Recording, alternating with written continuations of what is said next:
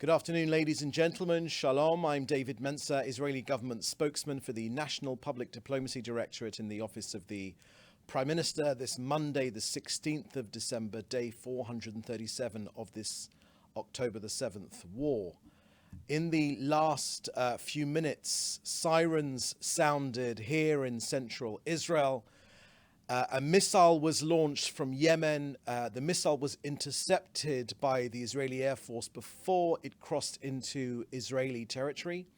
Sirens were sounded due to the possibility of falling shrapnel from the interception. Just so you know, so I can share with you precisely what happens. The air raid siren went off. We have 1.5 minutes to get to shelter. Myself and my colleagues did just that.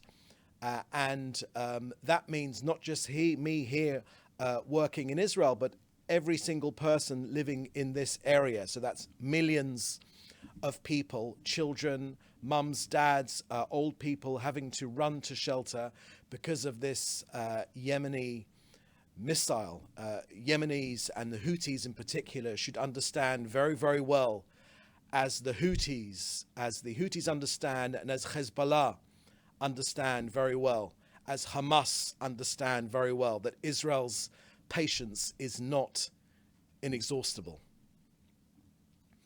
So a couple of points from me, and then we'll get straight to your questions. Firstly, let me start by drawing your attention to the comments the Prime Minister made last night about changes in our region on Syria. Israel has no interest in conflict with Syria. Our default position is, of course, for neighborly relations, but our policy on Syria will reflect the reality on the ground. Let's be clear. For decades now, Syria has been an active enemy of the state of Israel. Syria has attacked Israel on repeated occasions. Iran and Hezbollah have embedded themselves in Syria and attacked us from Syria. Iran armed Hezbollah through Syria. This will not reoccur. The government has directed the IDF to do two things. Number one, to thwart potential threats from Syria, and number two, prevent terrorists from taking control close to our border. Israel is committed to preventing the rearming of Hezbollah. Next, an operational update. Yesterday in Gaza, our armed forces conducted an intelligence-led precise strike on Hamas terrorists inside Command and Control Center that was previously the UNRWA Sheikh Jamil School, also known as the Ahmad Abdul Aziz School, in the humanitarian zone in Khan Yunis. Hamas systematically operate where Gazans live. Yes, of course, Israel took steps to save Gazan lives, precise munitions, precise aerial surveillance, and additional intelligence, but Hamas and Palestinian Islamic Jihad systematically violate international law by exploiting the Gazan lives as human shields. Next, in Judea and Samaria, also called the West Bank, since the start of this war, more than 6,000 wanted people have been arrested, with 2,350 connected with Hamas. Last night, I can tell you that in Jericho, our forces confiscated more than 1 million shekels of terrorist funding. Elsewhere, other terrorist funds were seized, as well as guns and ammunitions confiscated. And I can also share with you that in the last day, earlier this morning actually, another UAV was launched from Yemen, and that too was intercepted by the Israeli Navy missile boat in the Mediterranean. The UAV was intercepted prior to crossing into Israeli territory. As we have said to you before, the Houthis will understand, as Hezbollah understands in Lebanon, as Hamas understand in Gaza, that Israel's patience is not inexhaustible.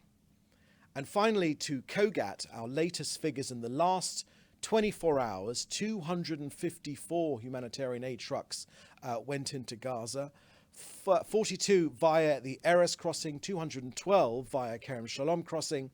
In terms of collection, 75 trucks were collected from the Gazan side of Kerem Shalom by international organizations, but still 700 trucks worth of aid are waiting for collection. A convoy of 14 aid trucks entered Gaza via Route 96 yesterday, and 6 tankers of gas for critical infrastructure also went in. 2 ambulances and 1 bus for medical needs went into northern Gaza yesterday. In addition, perhaps I can share with you that Cindy McCain, the chair of the World Food Programme, gave some incorrect figures about aid going into Gaza. Just to perhaps enlighten the World Food Programme about the correct figures, the most updated information, which was not shared perhaps with Cindy McCain. So let me give you the opportunity of hearing the correct figures. These are the facts. During the month of November, 847 World Food Programme trucks were coordinated into Gaza. Let me repeat that. Not the 2 or 3 trucks which Cindy McCain talked about, but 847 World Food Programme trucks were coordinated into Gaza. These trucks entered Gaza through crossings from Israel. Indeed, over the last week alone, 1,316 humanitarian aid trucks, including food, including water, including medical supplies, including shelter, have entered Gaza, and 1,318 trucks were distributed within Gaza to humanitarian warehouses and shelters in coordination with aid organizations and the international community. Since the start of December, over 16 million pounds of flour have entered Gaza for bakeries in Gaza. As we always say, the IDF and COGAT acts in accordance with international law. Hamas want to starve their own people, but Israel gets the food in.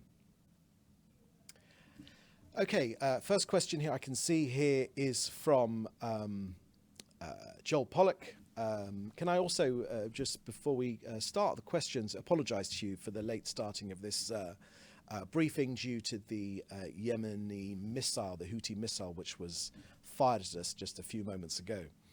First question here is from Joel Pollock at Breitbart News. World Food Programme Director Cindy McCain alleged yesterday on CBS News that Israel is targeting humanitarian aid workers and that it only allowed 2 trucks of aid into Gaza from the World Food Programme in November. Can you kindly respond to these allegations? Thank you for that question, Joel. I think I've addressed that quite comprehensively in our briefing just now. You're right, Cindy McCain is mistaken. We here in Israel have the utmost respect for Senator John McCain. He was a war hero not only in the US, but also understood Israel's unique positions and the challenges we face here in Israel as the only democracy in hundreds of miles in any direction. So it is all the more upsetting to hear Cindy McCain, the chair of the World Food Programme, giving some incorrect figures about the aid going in. As I mentioned to you in our briefing, in terms of the World Food Programme, the correct figures are as follows. 847 trucks went in for the World Food Programme in November. Now that's a big gap between 2 trucks and 847 trucks. So we can only suggest, as COGAT has, that perhaps the correct figures are not being given to Cindy McCain.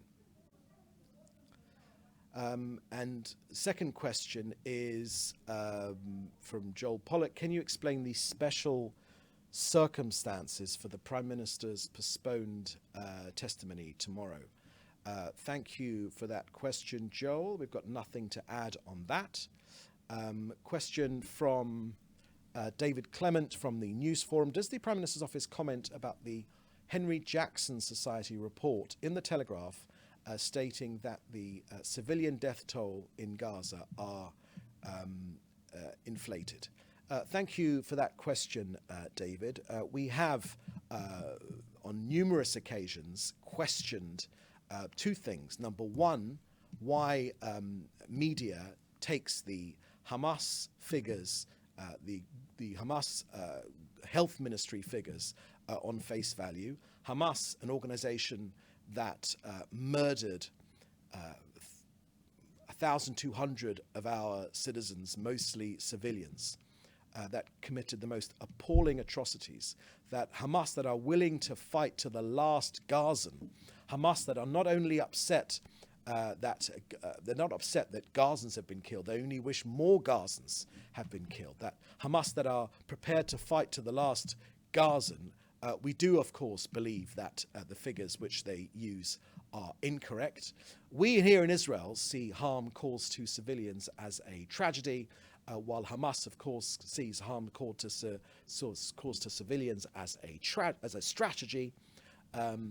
Hamas systematically violates international law and commits a war crime by using civilian infrastructure and the population of Gaza as a human shield for their terrorist activities. Now, this data from the information ministry in Gaza, it clearly operates as a media arm for Hamas. It systematically reports inflated figures on casualties, and it cannot be trusted. The best example of this I can give you is that Sinwar himself is listed on the Gazan health ministry figures of dead civilians in Gaza. So the Prime Minister has said that we believe that 20,000 Hamas terrorists have been killed.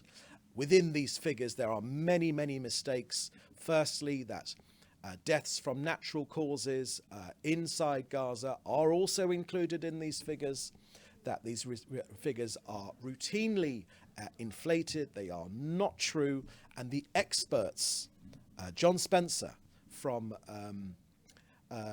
West Point, the world expert on urban warfare, he has said that Israel has hit the gold standard when it comes to civilian to terrorist ratio. No one has managed to get civilians out of harm's way as Israel has when targeting these terrorists.